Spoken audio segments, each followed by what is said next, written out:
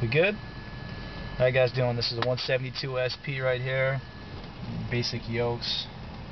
Go ahead and turn the airplane right here. We have our fuel air mixture. It allows us so we don't flame out when we're in the air. You have to have a correct mixture, because if you don't have a correct mixture, it'd be too much fuel, too much air. You won't be able to get a light. It's not good right here. We have our flaps. Flaps help us control on our landings to be able to increase our angle of descent without increasing airspeed. You're getting a bigger wing, but part of more lift equals more drag. So drag is a byproduct of lift, so it works out pretty good. Right here we have our fuel selector valve. The fuel selector valve will allow us to select fuel from both the right or the left wing. And we can do this only in straight level flight. During landing, takeoff, turns, descents, and climbs, they have to be on both. Usually we set it on both, which is pretty cool. We have our RPMs right here. This is generally how we use a lot of our power. Obviously we have an airspeed indicator measured in knots, which is pretty cool, but generally, like, for some of the stuff, if we were to lose this was to go out, because that gets our pitot tube gets iced up outside. Generally we measure power settings like left downwind. Usually it's going to be 2100 RPM generally. So you just kind of measure stuff. Some radio navigation, some VORs. Right here is a GPS. I don't want to turn it on. Right here is your radios, which is pretty cool. What else do we got right down here? We have our master switch. This controls the battery and the alternator.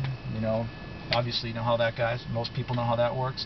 And then through it we have down here with our electrical system, we have a fuel pump. We have all of our lights. We have pitot heat. Pitot heat, generally we use it. There's our pitot tube out there. It's part of a system with the static.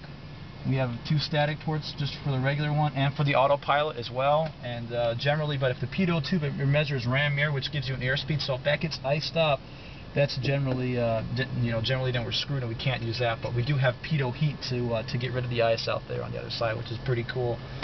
And we have our fuel quantity, EGT, just engine stuff, oil pressure, temperature, important stuff like that. Vacuum gauges. Vacuum gauges run these 3 instruments right here, very important.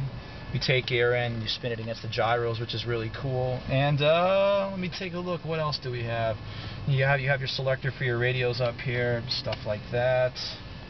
So that's pretty much it. And a 172, it's just kind of a basic rundown. I think it's pretty cool. It's a fun airplane to fly. She's a little stiff. If you can fly some of the other like Pipers and stuff, they're a little bit less heavy on the stick. But overall, it's a good airplane to train in. You learn a lot. She's a pain in the ass sometimes, but you can deal with her. It's all good. And that's about it. So Fresno Chandler Airport, 172, 1 Romeo Bravo. Thank you. Peace.